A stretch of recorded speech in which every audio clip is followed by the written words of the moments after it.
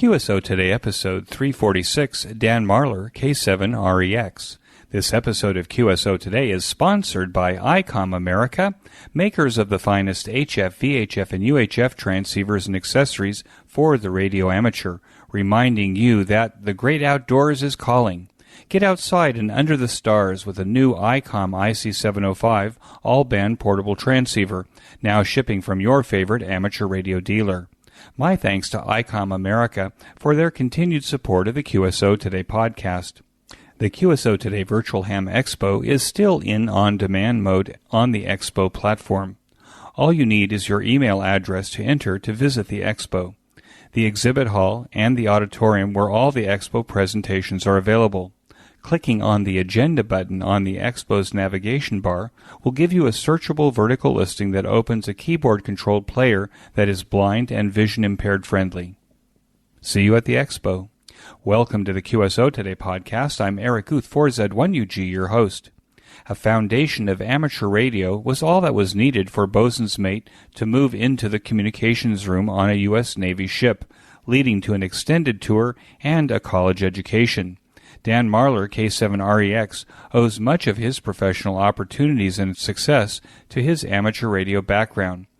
A people person, K7REX likes to give back to the amateur radio community as an ARRL Section Manager and the founder of the RATPAC, a group that does not include Sammy, Dean, or Frank. Dan tells his ham radio story in this QSO Today. K7REX, this is Eric, 4Z1UG. Are you there, Dan? K7REX. Hello, Eric. Hey, Dan. Thanks for joining me on the QSO Today podcast. Can we start at the beginning of your ham radio story? When and how did it start for you? I think I was 11 years old. My dad, that's when transistor radios were just coming in. My dad bought me a little transistor radio with a shortwave band on it. And as any kid, I got interested in listening to all that. This one guy was really, really loud. I thought it was a government station. It turned out to be a ham that lived about 4 blocks from me. He was giving directions to a mobile how to get to his house. And says, holy cow, that guy's my neighbor. So I went down, knock, knock, knock. And his daughter came to, his 18-year-old daughter came to the door. And I says, hi, could I talk to your dad, or your husband, please? And explain my thing. And she looked at me and she says, Dad, somebody thinks you're my husband. So it started out from there. I had to go looking for a mentor, but I did find one. And he was a great person. He tortured me. I couldn't get my novice license until I had built him a receiver that worked. This was the greatest thing, but it had to work. And I had to explain it. And I had to build a transmitter. The transmitter was just CW, it's nothing more than an oscillator, but I had to explain it. Actually, I think I can't remember now, it was 10, 20 watt transmitter, but I had to do that before he gave me my novice test. What year was this? Yeah, that started in 1960. I got my novice in 1961. About 11 years old. Yeah. Did you have an interest in electronics even before the transistor radio? Were you one of the kids that put the butter knives into the electric sockets and things like that? Well, my dad was in electronics and liked it a lot, built a lot of kits and such, but I never really felt the bug. It wasn't really in me. But when I walked down and saw that guy's radio station, it wasn't a matter of if, it was when I was going to be licensed. I just fell in love with it immediately. The meters and the dials and the lights. His station was all homebrew, and I think he, in hindsight, a lot of it was just wires and resistors midair. I mean, it was a death trap in my young mind, and that was great. Do you remember the name of your mentor? Jim Beck, and trying to think of his call sign. Yes, years ago, I thought I'd never forget that. Jim was a retired military person, and kind of an ornery old cuss, but when you talk amateur radio with him, he was a softie. He just loved it like I quickly did. But he didn't want to be my mentor. He was happy to show me the station, and I was at the station a lot, if you can well imagine. It was the first really, as a young teenager, exposing myself to different opportunities in life and such as you do. That was my first one I really felt good about. I mean, it wasn't just good. I I really felt a part of like a lot of kids my age feel about sports, which I didn't have a big outcry for, but I really did for amateur radio. It spoke to me, and I spoke to it. So Jim was the one that introduced you to the hobby by going down to his basement. But who was the ham that wouldn't give you your novice license until you actually built a radio? That would be Roland Onfloy. W7KXJ was his call sign, not when he passed away. He changed his call sign to a 2-letter call sign, but I knew him as KXJ for years. He was an engineer for with the local power company. I think I was his first person. He ended up mentoring two of us, a very good friend of mine who still were very close. He and I like brothers. I introduced him to him, and same thing happened. And so he tutored us both. My good friend that I grew up with went into engineering, just like him, followed his shoes. I did not follow his shoes. I went a different direction, but it all was because of him. He gave us both of us the starts in our young lives that we needed. What was the hometown? Boise, Idaho. Along with your friend, were there other contemporaries in Boise, other kids your age that were getting into ham radio? Yeah, there was about four of us that turned out. We found each other, so to speak, and we were right around our bicycles and had different kinds of. We get old radios and we try to make them bicycle mobile. And I had an old R5 at one time, and running on the bike. Yeah, I had a dynamotor and a battery. And I don't know how that bike ever took it all, but we're kids. We just do anything until it won't work. Was there an active radio club in Boise at the time? There was. It was called the Gem State Amateur Radio Club, and it was a good bunch of guys. I got to know them and be a part of them. They taught me through the club activities and such to reach out, be part of, to do RTTY, and not be afraid to do new things. You've got this license, get out there and do something with it, type of a thing. And the club was a large benefit to that. And they were pretty open to kids? Yeah, they were. They were, very much so. In that club, there was only me. The other teenagers in those days, on that, were preteen. They weren't part of the club yet. To my knowledge, they never did become part of the club. It was just their choice. I'm a people person.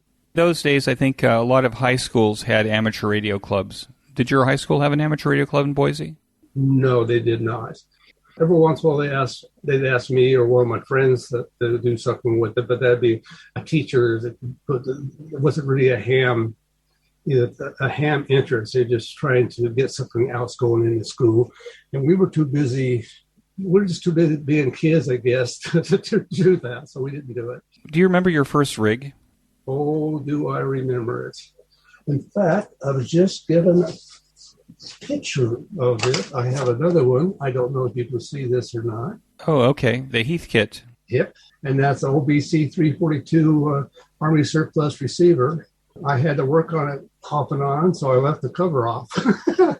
It was a pain to get on and off, as many military units were. So you're holding up a black and white picture in front of the camera. That's like a Heathkit DX60 with a VFO?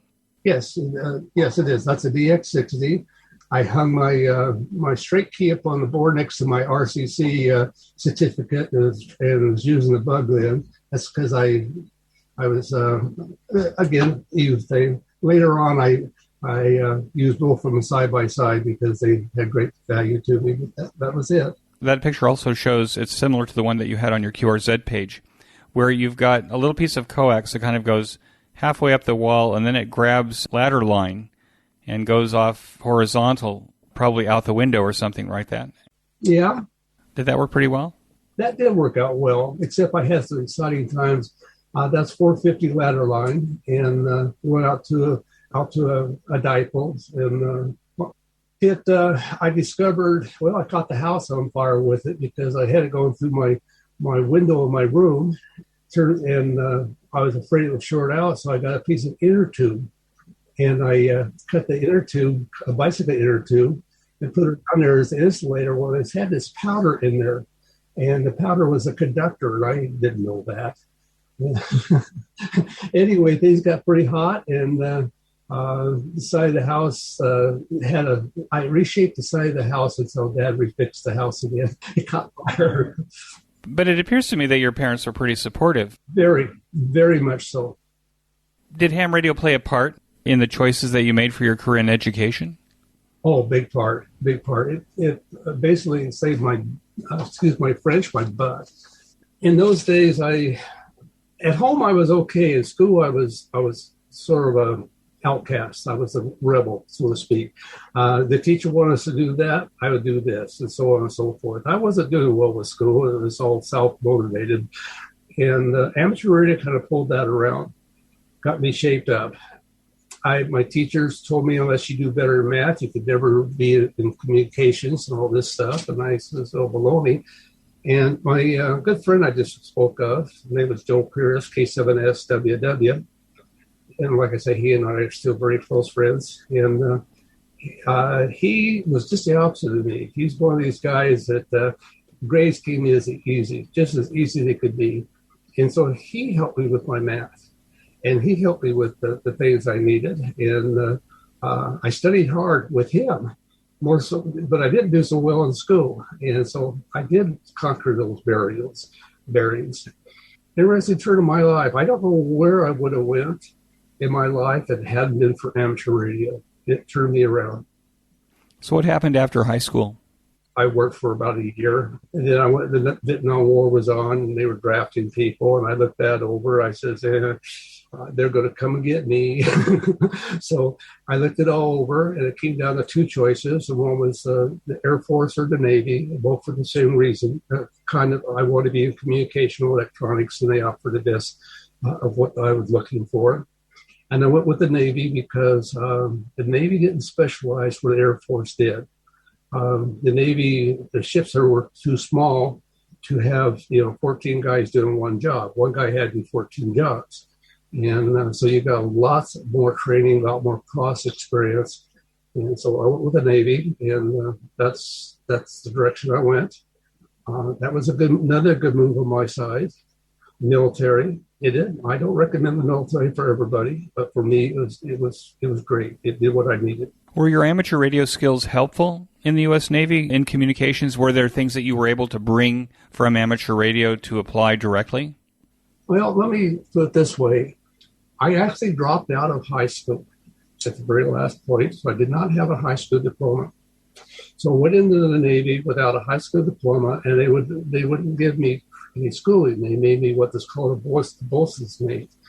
And bosun's mate is largely the maintenance people of the ship. They chip the paint. They keep the ship maintained externally. And they do other jobs too. But I didn't want to be a bosun's mate.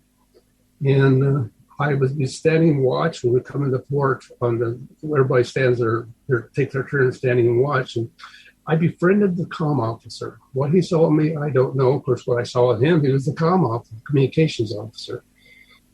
So anyhow, at some point in the game, I'm about to have to cough. Excuse me.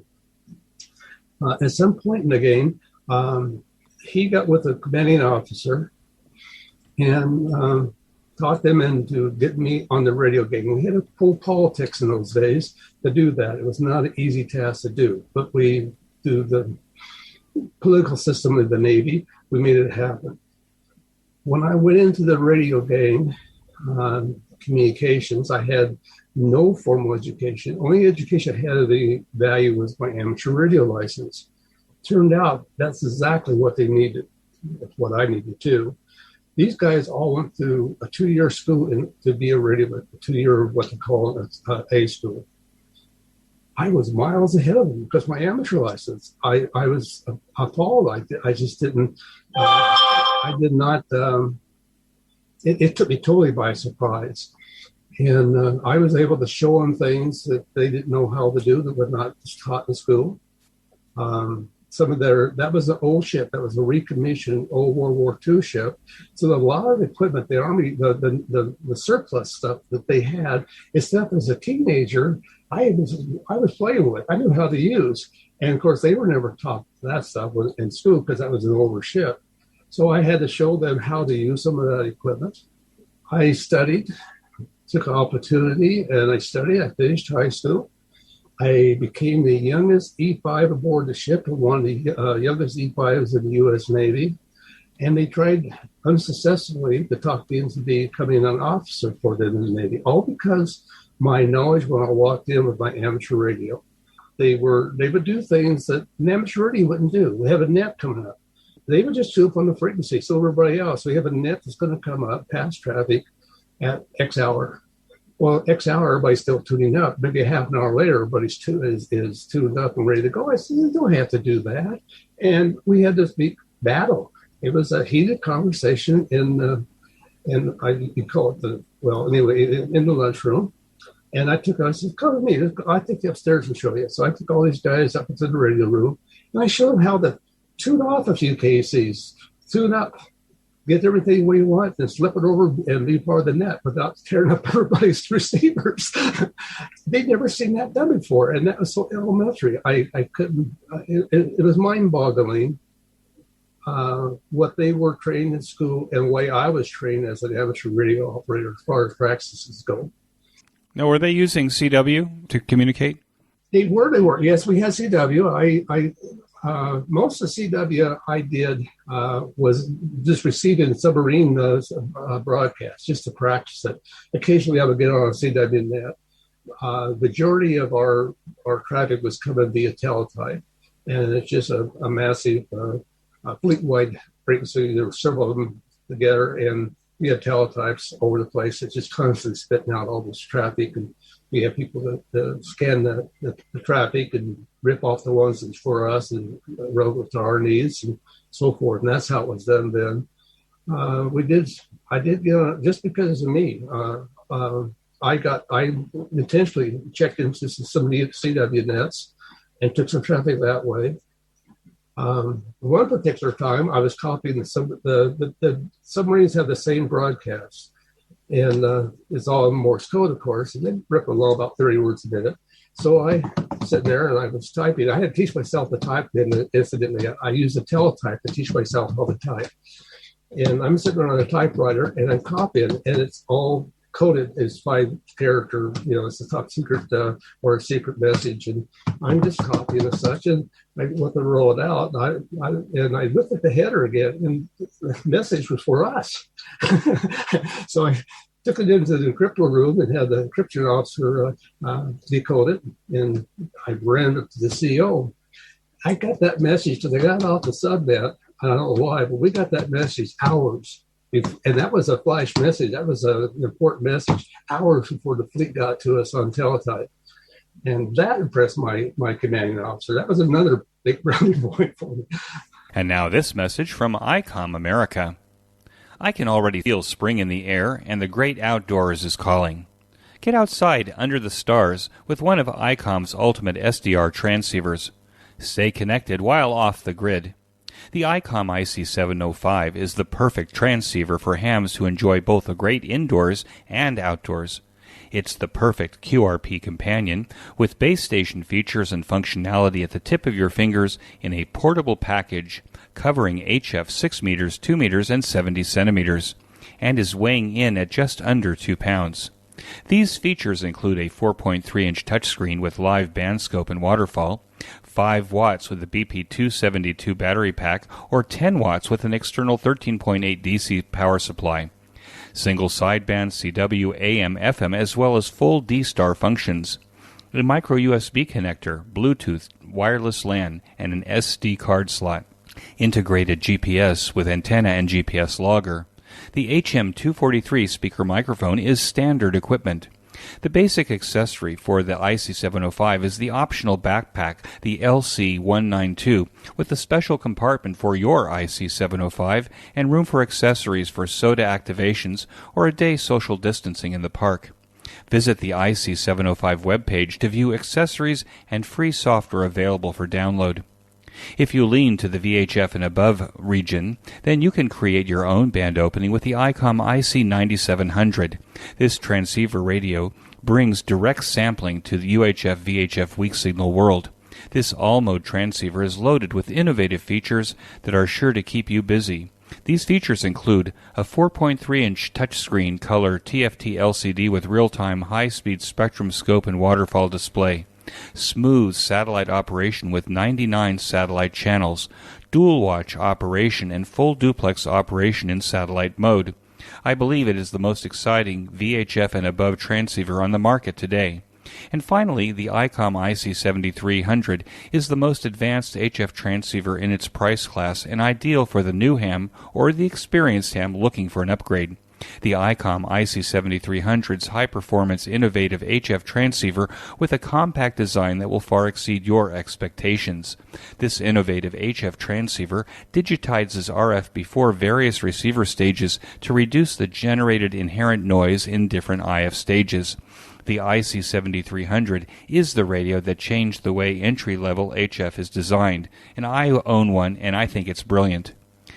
Its features include RF direct sampling, 15 discrete bandpass filters, large 4.3-inch color touchscreen, real-time spectrum scope, and an SD memory card slot. The real HF fun starts at ICOM. Be sure to buy one of these fine ICOM transceivers at your favorite ham radio dealer, and when you do it, tell them that you heard about it here at QSO Today. And now, back to our QSO. You mentioned at the very beginning that you were exposed through the radio club to RTTY, to RIDI. Were they using the same kind of technology there on the ship? Were they using Baudot? Yeah, Baudot, that's exactly right. The difference was in the protocol and the headers and stuff like that. But it was like I was in those days. I'm sure it's not that way now. In fact, I'm positive. In those days, I just changed call signs. I went from being K7REX to being N70 or something like that, the Navy, my ship call sign. Everything else was, and the people I was talking to was different. Another thing that I like to do, because my code, I would wander up on the bridge and they thought I was nuts for this, but I would flag down the ships going by as military, civilian with the flashing light and have QSOs from ship to ship. You got to meet some interesting people that way. To them, they got trained how to do flashing light at the job, and they wait for a message. Yeah, I find somebody wanting to drag you. With a semaphore or with a light, right? Yeah, with the flashing light. I had more success with the merchant ships. Those guys wanted to rag you. The Navy guys, they could do it. It wasn't against the regs to do it. They were just cautious. They never got exposed to it that way. It was fun. It's my understanding that you spent an 8-year tour in the Navy. Why was that? Was that in trade for education? The first 4 years, I did most of my education. I got some college while I was out there. I started my career off, if you will, though I didn't know at the time the direction it headed.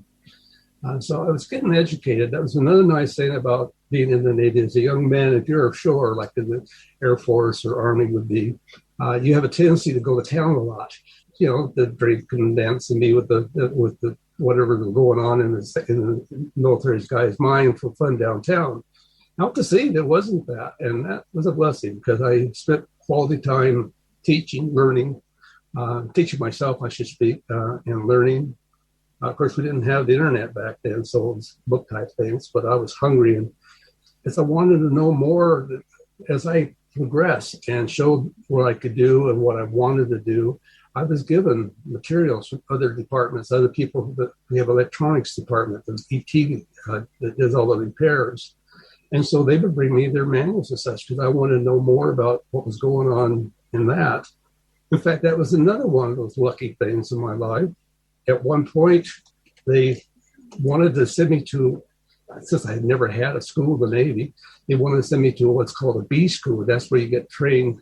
After you didn't do basics, you get trained on a piece of equipment or whatever you're working on.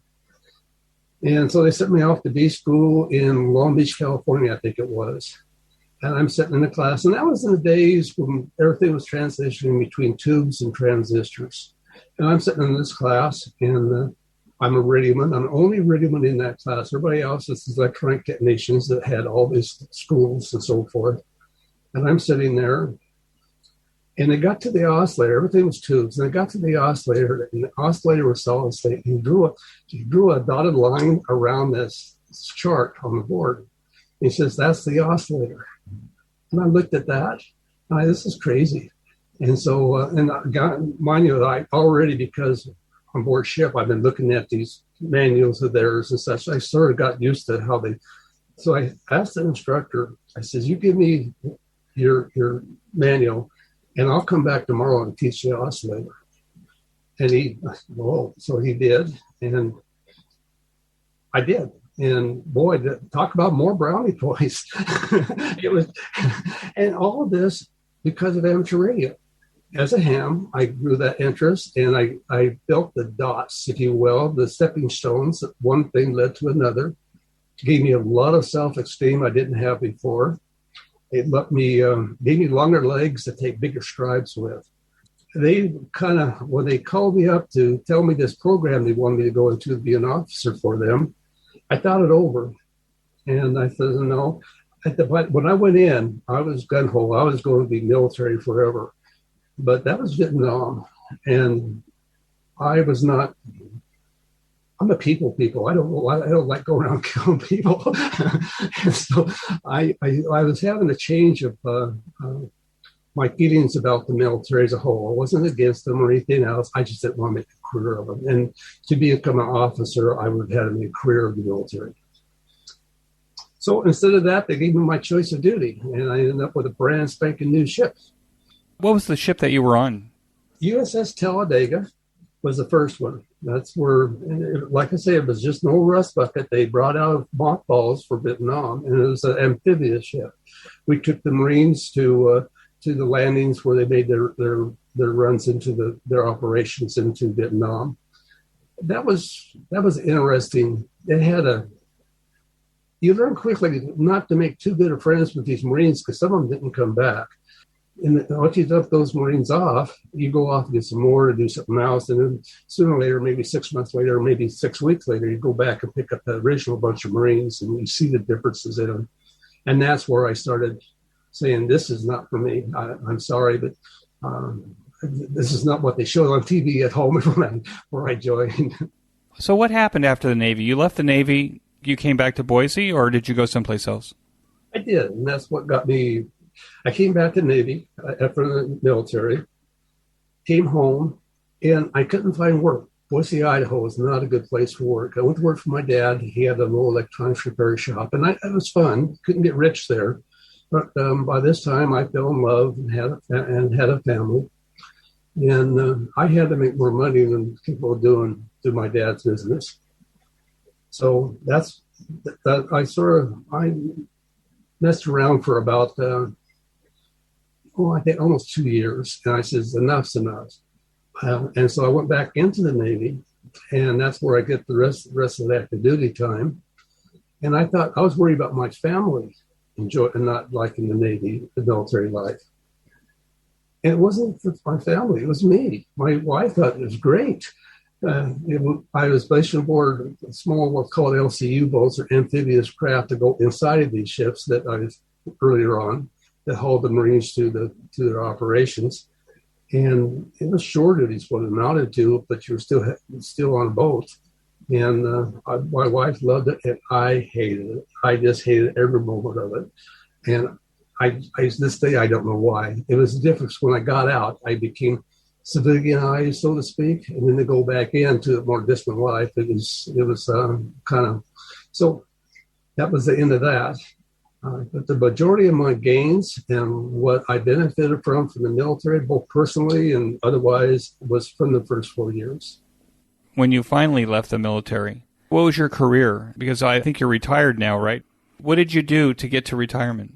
Well, I came out and back to Boise, and by this time, this was a few years later, so the jobs had approved for my what I did, my electronics and my stuff. So I did consumer electronic repairs, just like my dad was doing, but now there was a bigger market out there. I did that, and I wasn't getting satisfaction out of that. It just wasn't doing me what I wanted. It was dead in it. And I wasn't ready to be dead in it.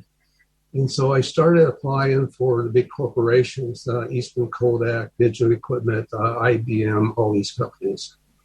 And quickly found out they were all looking for people just like me. So that was pleasing.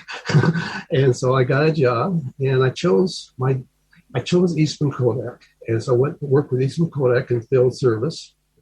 Eastman Kodak had a heck of an amateur radio station. Rochester, New York, and as did a lot of companies in those days, Wang and so forth. And it was okay. They moved me to Salt Lake City, and I ran around, took care of about 4 states from their vehicle, and they gave me lots and lots of training. I loved the work. They loved me. Everything was just hunky-dory. So I did that for about 5 years, and then I was getting topped out there. Unless I wanted to move to a bigger city someplace, now I was already living in Salt Lake City, unless I wanted to move to Chicago or San Francisco or something like that, I was topped out. And my family in Idaho, we would use all of our weekends, whatever, to get back home to see grandparents and family and such. So I just says, okay, folks, let's just pull the plug and roll the dice wheel and see what happens here. And my wife panicked, my in-laws all panicked, and I should have been panicking. But it turned out I got back home.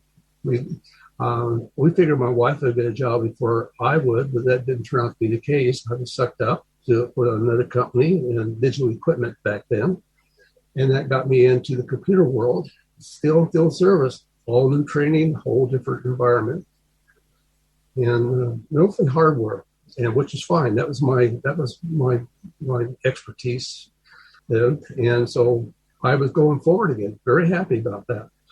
That treated me very well. It was a company that, well, so was Eastman Kodak. Both of those, they had in those days, they put the people first, the customers and the employees. And they often say there's a thin line. You take care of one, you take care of the other. And that's just how it is. And so that's what they practiced. That's what they did. And it was a great time to be doing that kind of stuff. I'm a people person. I love going around to different customers and fixing whatever they wanted me to fix. And then if I could see other things that I could help them with or improve their business or something like that, because I'm getting exposed. I'm going to this guy's business and that guy's business. I might be in Colorado one day and someplace else. I see how other people are doing things. And I would suggest to them, well, have you thought about doing it like this? Well, no, we haven't. And that was rewarding to me, to be able to do that kind of stuff. So we did that for quite a while. Well, I think it's great that this is a period of time when a lot of Americans were moving away from their families to other parts of the country. America was growing in every direction. I know I was part of those moves that my father made professionally. So I think it's great that you were able to return to your home base there and spend your professional life in the sphere of your family. I had a saying that I believed in, that I started. I was for rent. You can rent me all you want. I'm for rent, but I'm not for sale.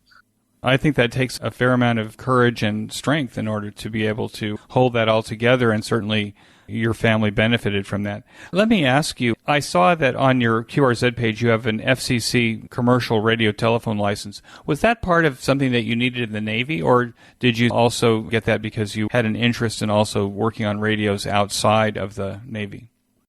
Well, of course, I had my extra class by then, and the commercial thing, so I got the commercial thing just to do it, just to, again, studying, learning the things I like to study. Type of a thing. And so I got my commercial.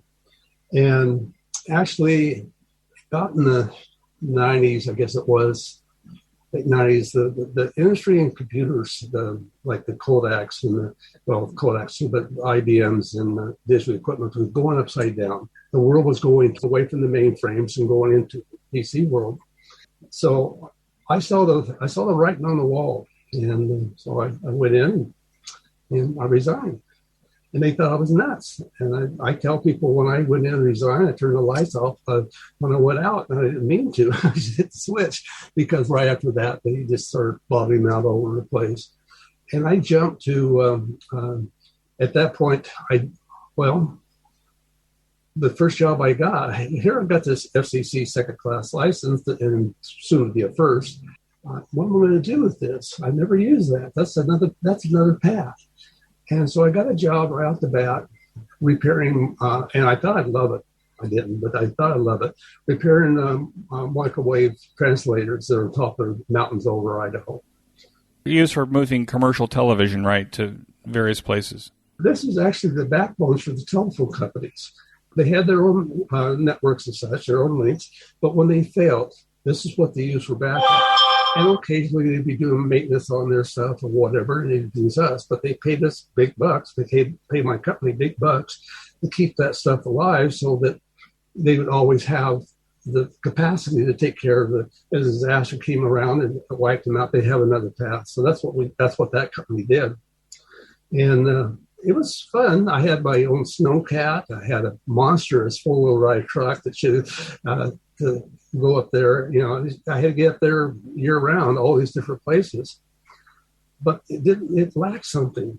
And I quickly found out something big about me. It lacked people. I had equipment all over the place. I mean, I was, as a radio person, as an electronics person, I was getting lots of training, lots of everything, but not what I needed. And I needed people. I had to get back to people. And so I did that for about a year and a half. I thought I did good. The company seemed to be pleased with me.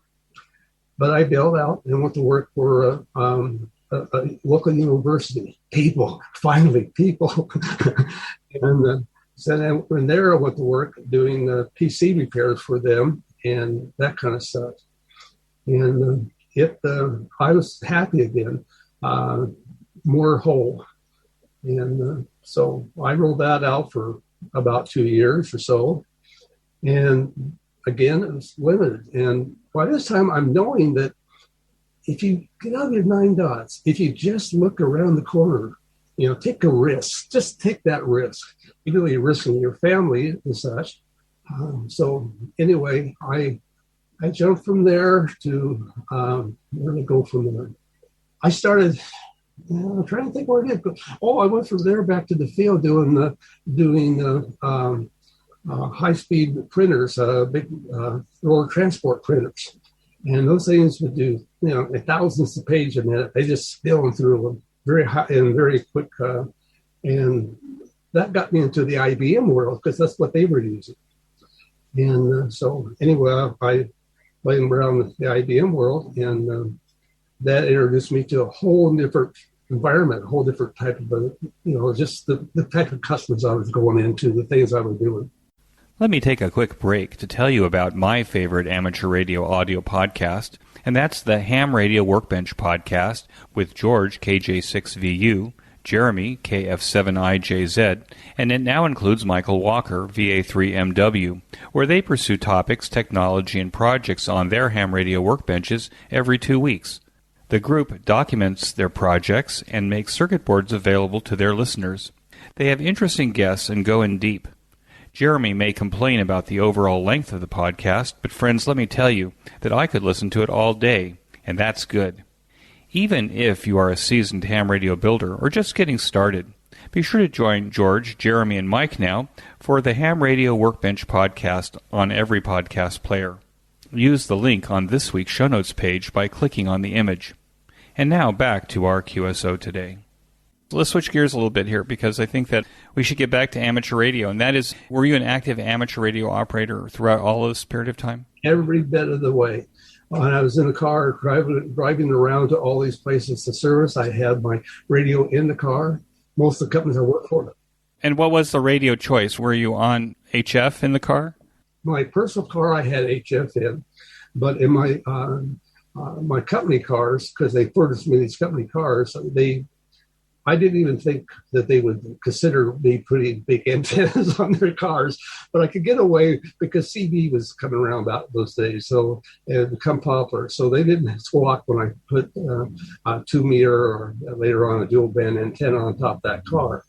And so that's what I used, and just met people all over the place, had a great time, got to see other people, their stations, got to go to other clubs. And when you're traveling, you take advantage of it. And what are your interests? What's here? And that's what I did. And what are your amateur radio interests, or what were they then? Have those interests change over the period of years? Oh, boy. Yes. Amateur radio first started out for me to be CW only. And my big drive was to be good at CW.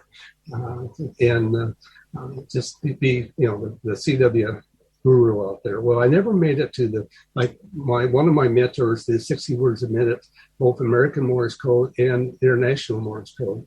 And I tried to be like him. I just didn't have it. I don't know why, but I didn't never make that highest speed. 30, 35 was my highest, but I enjoyed it. I got to talk to people in different languages. They couldn't, somebody tell, they send me a Q or Z saying, oh, and I know what's coming, and I copy it down. And that was their name or a QTH, what they wanted to do next. And so it was fun for me. So CW was my big deal. I dabbled a little bit in teletype, but I got kind of burnt out in teletype in the military. It didn't have, military was high-speed teletype. And, of course, bandwidth we had was, we're talking 45 baud or 60 baud.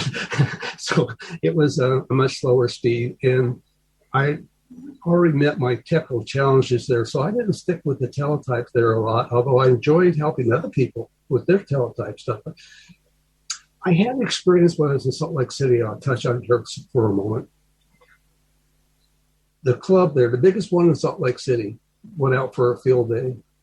And they went into the foothills around Salt Lake City, and they put up these huge tents. And they had this huge tent for all the novices and such. And then they had this huge tent for all the extra class and generals and so forth. And, of course, it had all the really neat gear and all that in it. And I went in there, and I was watching all these guys, and they're trying to wreck it for us and having a good time. And I looked over at the novices tent. And I walked over there, and I knew what I had to do. And I sit down, here these guys stumbling around. They were just trying to be hams, and they really didn't know what to do.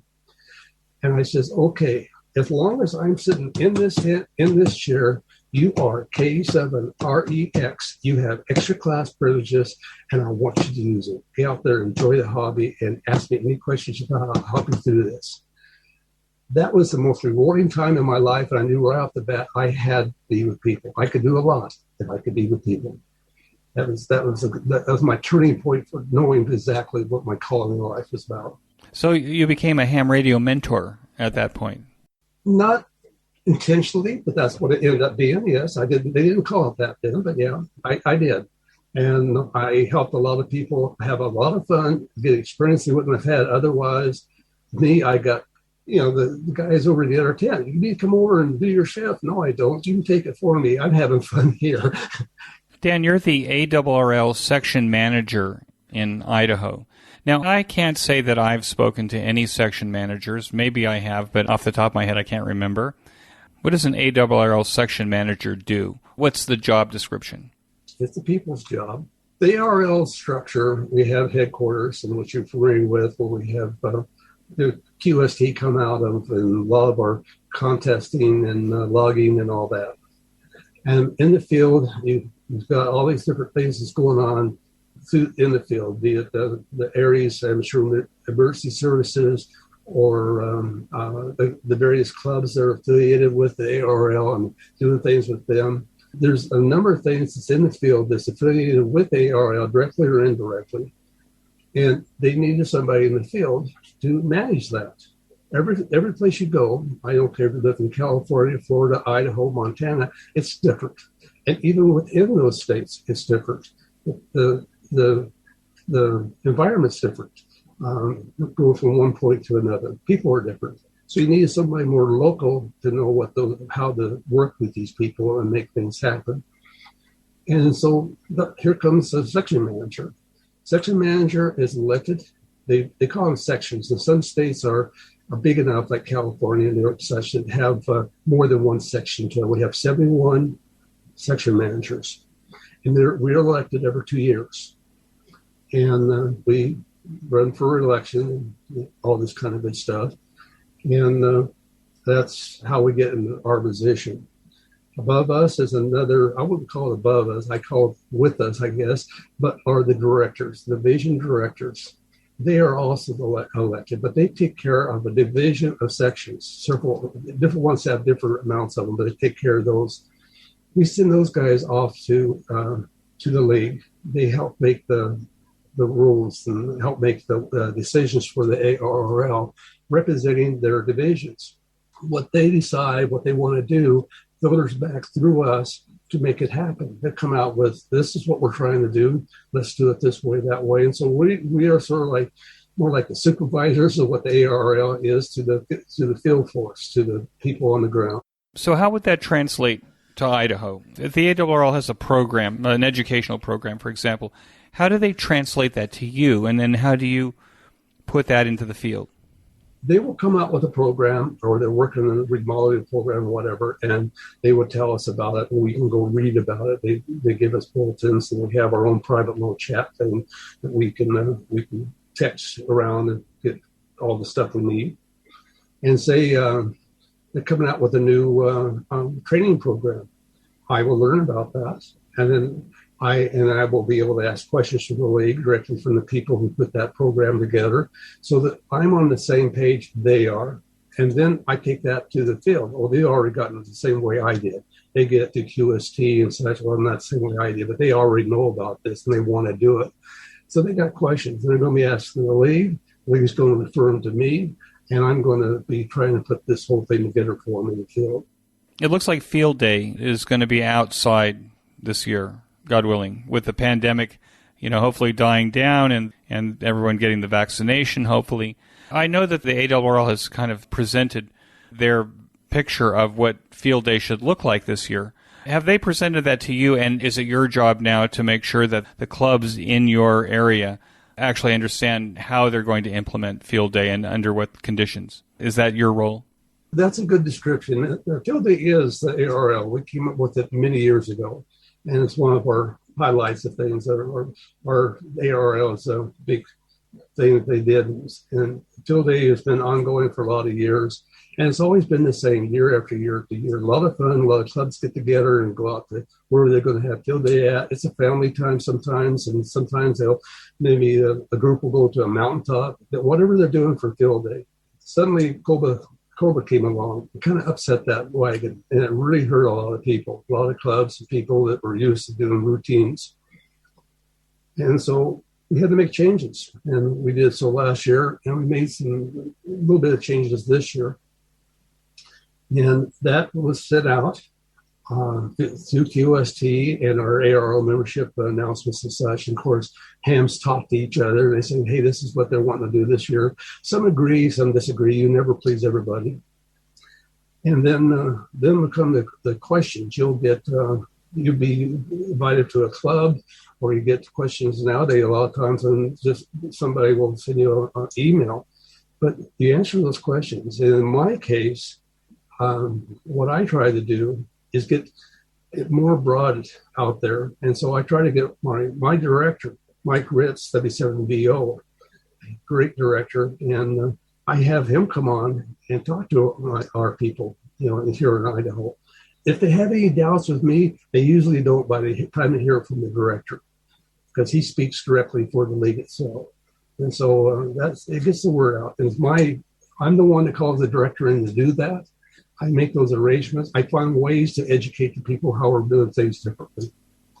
Now, have you found that with the pandemic that the amount of activities that Idaho clubs are doing is maybe more than it was pre-COVID? It's been an interesting journey. A lot of the older clubs don't want anything to do with it has anything to do with the internet. They're diehard old time. If it isn't on the radio, it's an amateur radio. And some of the newer hams are a lot more flexible. So it's taken a while to get some of the older clubs to embrace doing things online, doing a Zoom or a Skype or whatever their preferences is, but to still keep together. We've had some clubs, not in my section, but another section I'm aware of, that says that we have to be on the internet. We just assume not be a club. We'll dissolve ourselves. And the question that comes to my mind, why? Well, this is temporary, folks. And as amateurs, we find ways to conquer our problems. And if we have to go online for a little bit, so be it. Let's get there and find ways to make that work for us. And that has started to work. It took a while to get it through and get it working. But we're able to teach classes. We're able to give a lot of clubs that went online grew because now they're attracting people from outside of their area who's joining their club. And sorry about that. And so it was lots of positives for that. Now that we're at this stage of the game right now, some of the clubs are trying to go back in person using social distancing. And what we're finding, and we discovered Canada's having the same thing, so I'm assuming it's pretty well worldwide, that the clubs are mixed bags. Some of them want to go back to being in person. Others want to have it within the club, and others want to have it online. So now they're trying to find ways to do it mixed bag. If you live in an area where you're a mountainous area, or you got old folks that can't travel for whatever reason, we have people that have difficulties for whatever reason making it to those club meetings. Suddenly they can make it to the club meetings. And those that want to be in person can do it. And so and those that can't or don't want to be are choosing to maintain going still online. So it's been a change. And I think it's been a healthy change for us. It's caused amateur radio to look outside the 9 dots and reinvent themselves a little bit. I think you're right about that. We were talking last week. You had asked me to speak to your group, and we'll talk about that in a minute. But we're talking about how virtual events will become hybrid events, so that you'll have the people that will come virtually, but you'll also have the people that are there. So it seems that amateur radio operators are going to have to, at least for their clubs, are going to have to acquire some additional skills to be able to cover that live meeting. That could be a multi-camera television production. It seems to me that clubs could be into television production as a way to be able to create hybrid club meetings, because the demand is there, I think, and maybe you can confirm this. Hasn't the number of people that are coming to club meetings now because they're virtual, hasn't that number increased over the number that used to come live? In a lot of cases it has, in a lot of cases it hasn't. It depends on what part of the country you're talking about. The metropolitan areas, the larger groups of amateurs and such, those areas there, yes, that's taken place.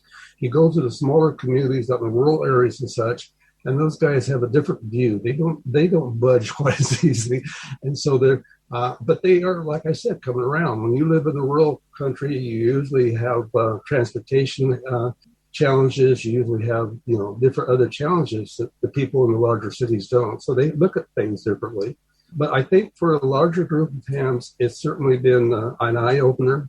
Being in a rural state, have you found that amateurs during the pandemic have become perhaps more active? Is your 2-meter repeater more active now, even with old-timers just checking on each other every day just to make sure that people are okay? Have you found that to be true? They have nets, and I think the nets are more active. I think the nets are people checking in, and that's their way of knowing, yes, I'm still here, I'm still kicking. As far as chit-chat on the repeaters, you would think that'd be more. It's not as much. Now, some of the digital repeaters, like the DMR, D-Star, Fusion, and such, that go out beyond just the local coverage. So there's quite a bit of activity there. There's quite a movement this last year to connect Idaho with digital communications, which is, in my mind, as an SM, I love it. It's great. Rather than connecting them up to microwave and other things, they now have versatility. They can still do that and should for disaster purposes, but they can now link up not only across the state, but they can link up with other states that have common interests and common things and share and grow with, and I like that. Are you active in the digital modes, VHF, UHF, like DMR and Fusion, things like that? I am. I do all three of those major ones there, DMR, D-Star, and Fusion. When I go to club meetings, which has been a while because of the pandemic, I find it interesting. You go in there and you start a conversation off, or maybe they want to hear about something they have ARRL is doing or something. We talk about that. But pretty soon they get around to what's going on locally. And when I go to a club meeting and they talk about their activities, and they say, what are you into? And I say, well, I'm doing digital voice. And you can almost hear a pin drop.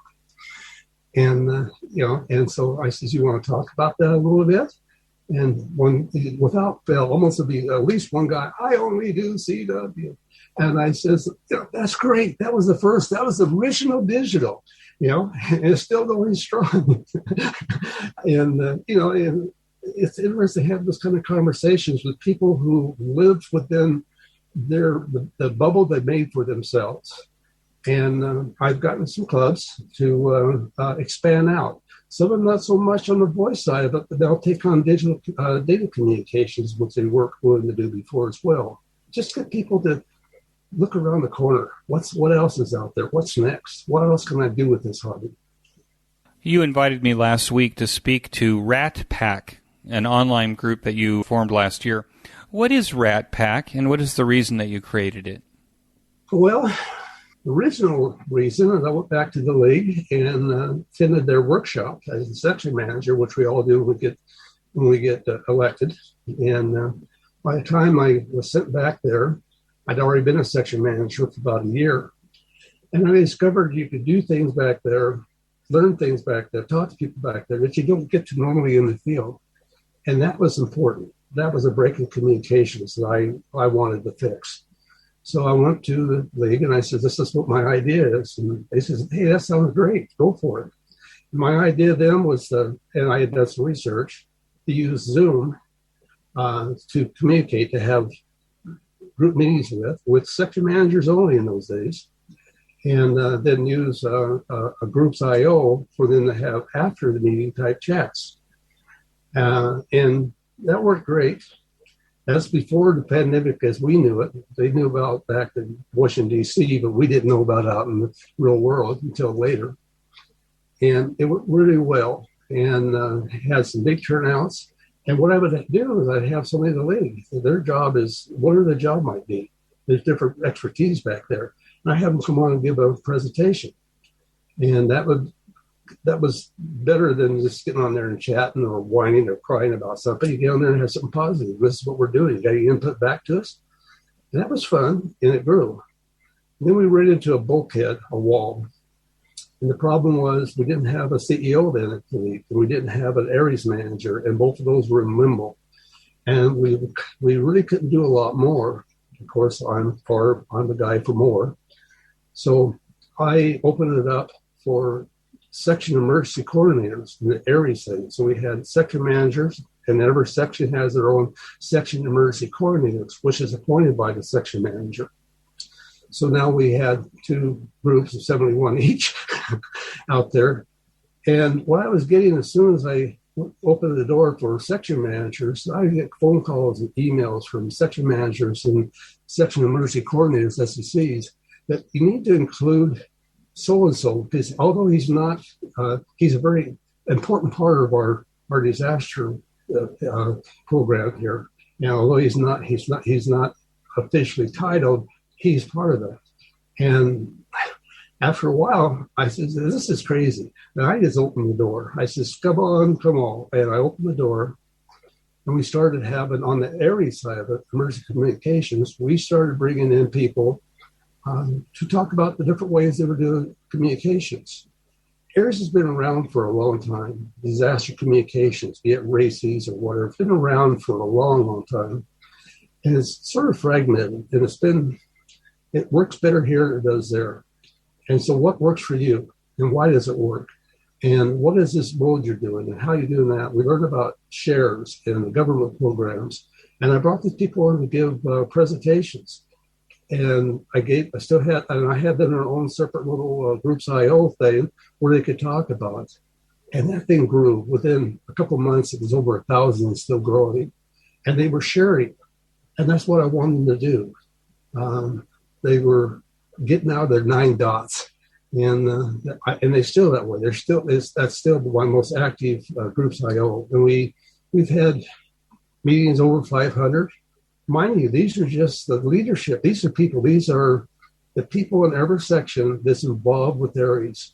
So when you start talking over, we've got 71 SECs, and then every one of their counties usually have an SC, or EC, rather, emergency coordinator. But when you start getting 500 out there, you're getting some people that are wanting to be involved. They want to know what to do and how to do it, and can it be done better. I'm still overwhelmed and very pleased about that one, and it's still going strong. It just doesn't give up. You do it twice a week. I think Thursday night is your ARRL's night. Do you actually have someone that volunteers, a different person every week, to make a presentation? I mean, is it structured in that way, or do you have a spirited conversation that's structured? How do you work that out? Well, Started out with just me, and I did that for about the first 3 or 4 months, and then I saw that it was getting too big for any one person to do. So I put together a team, which we call the RATPAC. What they do, what we do as a team, a collective team, we listen to what the people are wanting, what the people are saying during on their chats and on such, and this is what they like to have. And sometimes since it's an email or whatever, we like to have this. And so we go looking at who's the best person to do that. And we've had people from different parts of the world do it. You're one of them. Thank you. We've had nationally known people come on, and people that we would not normally be able to connect to, that we've known about or read about in QST. We call them up, or I usually send an email, and almost always they're right there. Yes, we'd love to do that. And so that's how we sort of choose it. Some of it's directed by the needs of the members out there, the people that's participating, and other parts come about out of us. We have a thing coming out next week. Oh no, tomorrow, Thursday, April Fool's Day. And it's just going to be a fun thing that all the RATPAC people have gotten together and going to do. That's something we just wanted to do for fun. Well, I think it was a nice opportunity because you also record these and you put these up on your Vimeo channel, right? Yes. I see that you're not putting them up on YouTube for some reason. Yeah, there's a reason for that. We also don't do webinars for the same reason. We want it to be an open forum. In other words, you just went into this ham convention, and they're going to have a discussion on something, what it might be. You're going to go in as a speaker. You're going to speak to a live crowd. You've got the pressure on you. I got to please these guys. I get to see their faces. I get to hear their answers, and I may get some questions I will have as a challenge, and that's what they got to face. That's what I want our people to have. They get and at first we were a little nervous. These guys going to get kind of, we're going to have some bad apple, and we've never had a bad apple. We never had people interrupting or screaming, hollering, trying to be. Everybody's been polite. It's been very informative. And the instructors come in, they do their thing, and they get the Q&A afterwards, and it's a live audience. When you do this on a webinar, or when you do this on YouTube, it's not quite the same. It's not a one-on-one type of a thing. In fact, it can be used, and in some cases I've seen it used, where the presenter gets to pick and choose the questions he or she's going to answer. Well, just because of the sheer volume of questions, right? Exactly, the sheer volume, but also you see one come across. It might be it's a sensitive one. Maybe it's an ARRL individual. One of our directors come on there, and they're talking about something. Maybe it's the band plan, which we're going to have on next week. The band plan. Well, here's when we're talking, we're in this big room and we're polite to each other. When we got just the keyboard in front of us, we have a tendency to not be quite so polite. So therefore, some of those questions are not questions some of those presenters really want to get into for a number of reasons. They don't want to open up a hornet's nest or go down that tube. So being live has turned out to be, every time we try to go the other direction, my stomach says, nah, this is not good. And so that's why we've stayed away from both those platforms. I appreciate that. I actually have started using Vimeo for all of my videos, and the reason is because for some reason it appears that even if you're a YouTube Prime member, that they still are curating all the content for you. So you're trying to watch a series of videos, say, on an amateur radio channel, and the next one that plays is something that's not even related necessarily to what you want. So I think I understand that. You give presentations on WinLink. What is WinLink, and why does that interest you? It wasn't me. It was the people out there in Aries that wanted that. And the reason why it had a value to them is because WinLink is a form of email. Okay, you do it over radio. You can do it over the internet, over the radio. You can do it over repeaters or simplex. There's a number of ways. It's the same signals, the same protocols. Then where you go, where you be on the internet or the frequencies you choose to use it on is the speed limitations because of bandwidth. But when they send out a form, they have a given form. And that form is much like the radiogram, but it's more modernized. And you can send out very high text, technical information, very detailed information, quickly, that is error-free, and the people on the other side have a value to it. The hospitals, they know exactly what they're looking at. They're not just saying we need more meds. What kind of meds? Here's exactly what we need, and here's the situations. And so suddenly that becomes, it's not the only one, but this is just because of the flexibility of it. Suddenly, as the agencies start seeing this, they say, we want that because that gives us the information we want and the manner we can get it in. So you've got the federal government, FEMA, you've got the American Red Cross, you've got all these people saying this was something like. So that was the call. That was what they asked for. So I got together and got together with some people who basically started out in California because they were in Hawaii. California got Hawaii going. They were very big in it. They were doing hospital-to-hospital communications routinely. So I asked them to give us a series of seminars on what it was, how you get into it, and so forth. And we were supposed to have 12, and we never made the 12th one. We got sidelined by another major thing that came along. We had to have it. And I always keep saying that 12th one is going to be the big one of the whole thing. But we had a whole list of them. And I often get requests for that, and I send them a PDF. I have all the links to all the 12 series of WinLink there. But it's on all of our videos. People can go, I sent out a link so people could see all the videos we've done since we started.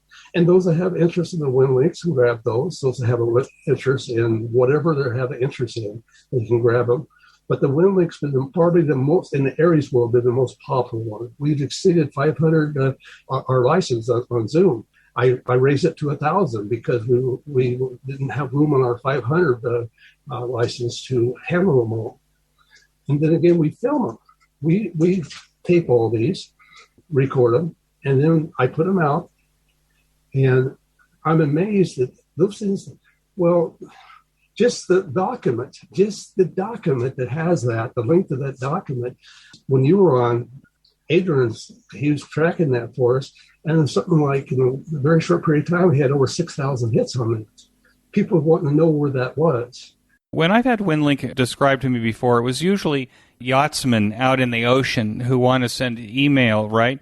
I actually had never thought of it, and then it seems so obvious when you say it, is using WinLink to be able to do emergency communications because we know that in an emergency situation, we don't have the internet, and we don't have the cell phone towers, and we don't have all the things that we take for granted that just work for email.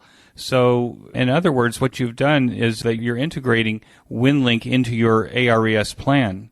Exactly. The WinLink in the mealtime world, that is typically, we're safe, we're out here having a great time, fish and soup or whatever they want to say.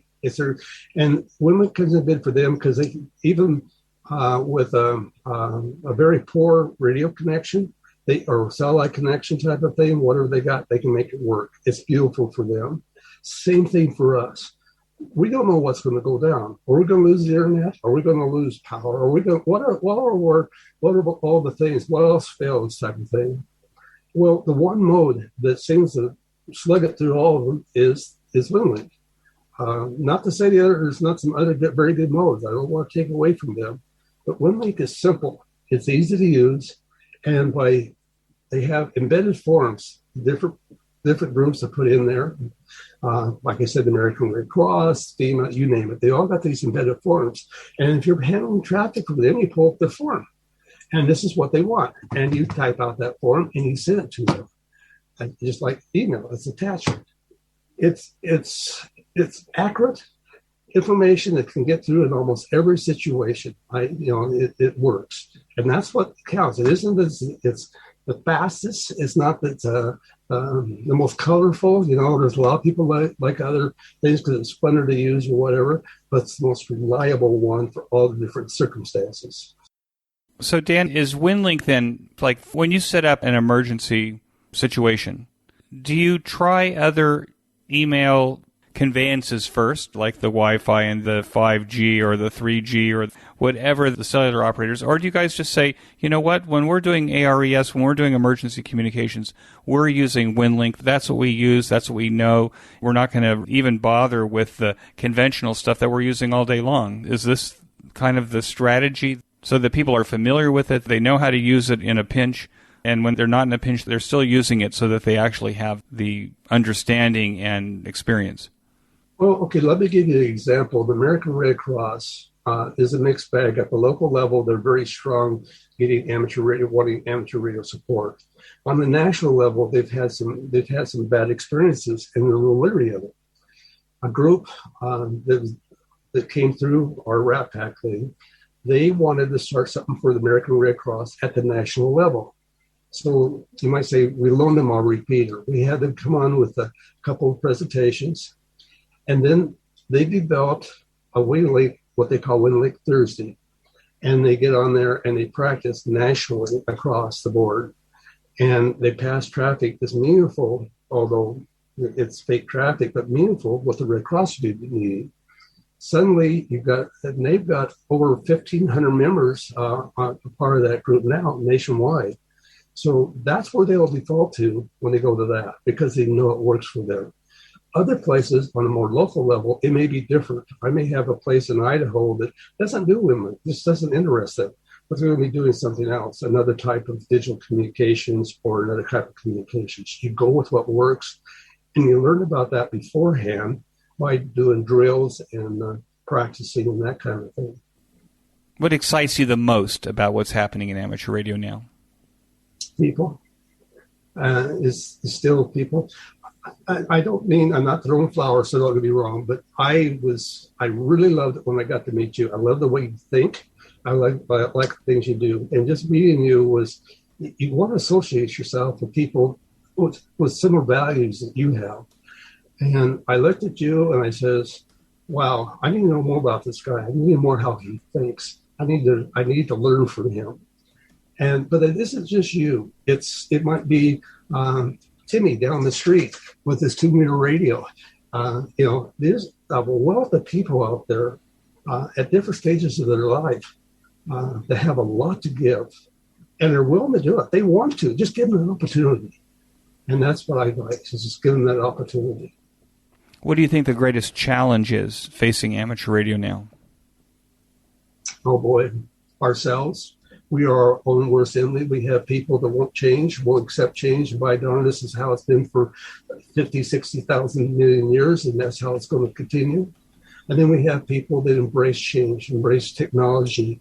They're the movers and shakers. There are people like you that will step out of the 9 dots and make a virtual handfest that nobody else would think of doing or want to do because it's too risky. They're the ones who come out with different protocols for digital communications and this kind of stuff. So you got a mixture, but they don't work together. They work, in a sense, one group works against the other. So if there's anything that's going to destroy amateur radio, it'll probably be the hams themselves that do it.